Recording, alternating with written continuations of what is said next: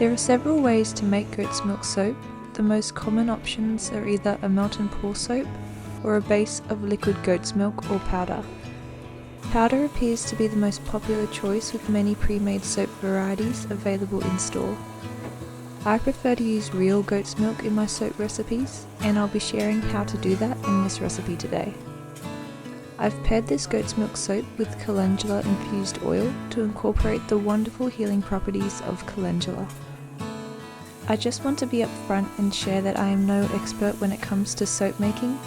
I am very much a newbie myself, and I hope that by sharing my experiences, I can hopefully help others to avoid making the same mistakes that I did when I started out.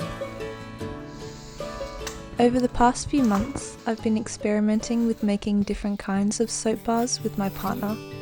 We started deep diving into soap making this year as a new creative project we could do together. The first soap bars we made together were a 3-ingredient coconut oil bar soap, which turned out amazing and got us hooked on making our own soap, rather than buying pre-made bar soap from the store.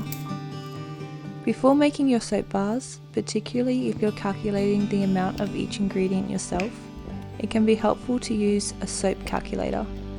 Soap Calc is free to use, and I'll link it in my description below. This recipe makes 500 grams or 1 pound worth of soap with a 5% superfat content. To make this calendula and goat's milk bar soap, you'll need to first make the Calendula Infused oil.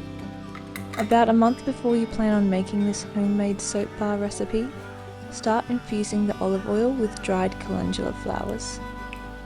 In a large glass jar, combine 25 grams of dried whole calendula flowers with 500 grams of olive oil together. Then cut the lid and leave the flowers to steep and infuse on a warm sunny windowsill for 4 to 6 weeks. Shake the jar every now and then during this time.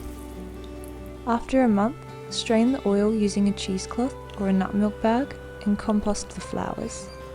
The oil should have a slight orange tint in colour. Whatever oil you have left after making the soap can be used to make a calendula salve, calendula cream, or bug bite balm. I'll link the recipes for these DIYs below as well in my description. To make this goat's milk soap, first pasteurize the milk to prepare it for soap making, if it has not already been pasteurized. Next, pour the goat's milk into an ice cube tray and freeze. Thaw the milk slightly before using it in the soap making process. Freezing goat's milk before adding it to the lye helps prevent the milk from scorching, as the sugars in the milk can burn if the mixture gets too hot.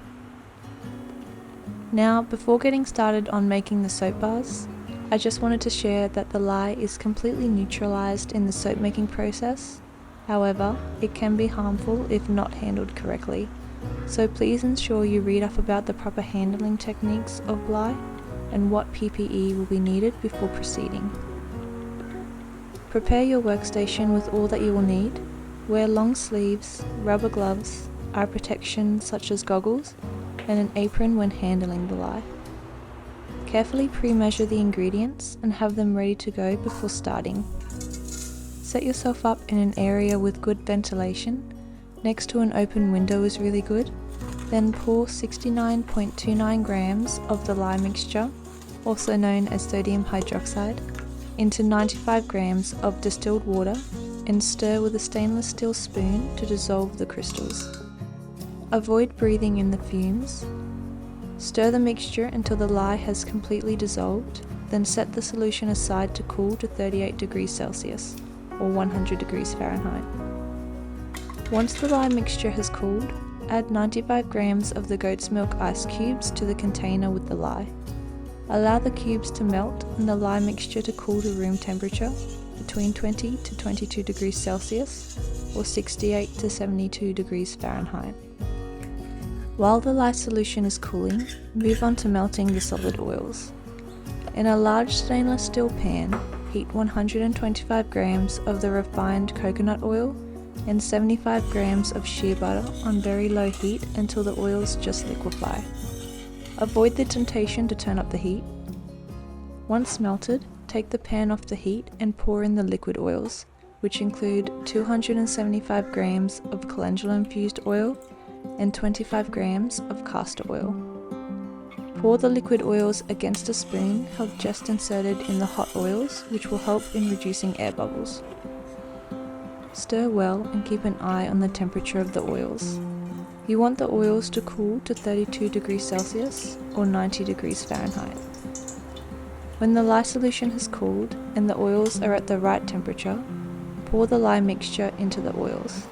Again, pour the lye solution against a spoon to reduce air bubbles in your soap bars later on. Using an immersion stick blender, place the blender into the pan and use it, turned off, to stir the mixture together. Then bring the stick blender to the middle of the pan, hold it still, and pulse for a couple of seconds. Repeat the stirring and pulsing process until you notice what is called a trace. This is when the mixture is thick enough that the soap leaves a pattern on the surface before sinking back in. Working quickly, pour the soap into your preferred molds, whether it be a silicone mold, an empty paper milk carton, a wooden mold, or something else. If you're using silicone soap molds, it's not necessary to do anything to them before pouring the soap in. Other molds may require parchment paper. Protect the exposed part of the soap with plastic wrap or beeswax wrap and place the mold into the fridge to set. Leave it there for 12 to 24 hours and give it a tap to settle it and release any trapped air bubbles. If you desire, you can sprinkle dried calendula flowers on top.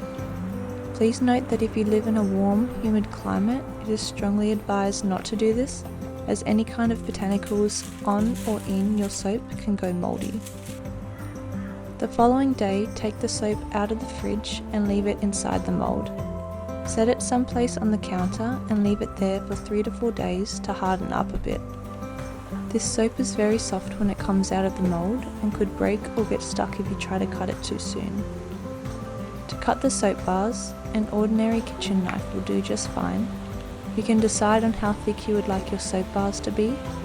If you've opted to decorate the top with flower petals, cut the loaf from the bottom to avoid dragging the petals through the soap with your knife. After cutting them, leave the bars someplace well ventilated and out of direct sunlight to cure for 4 to 6 weeks. The soap is safe to touch 48 hours after making it, but it needs time to cure to allow the excess moisture to evaporate out of the bars.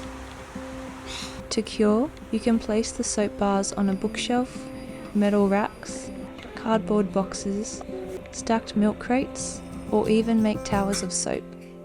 Stacking soap during curing is perfectly fine. Just ensure you flip the bars every so often during this time to make sure each side of the bar is receiving adequate airflow. The cure time begins not from the day you made the soap, but from the time you set it on the shelf to cure.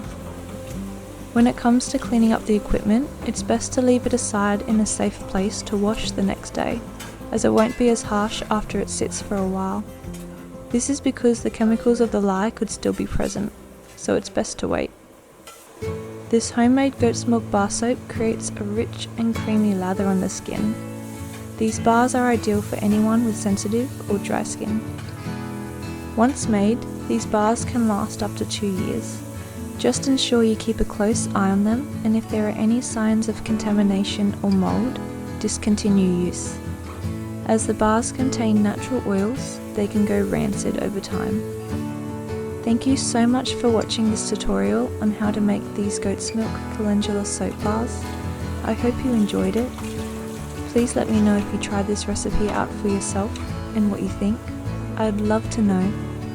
I wish you a wonderful day or night wherever you are in the world. I'm sending you all my love, and I'll see you soon again.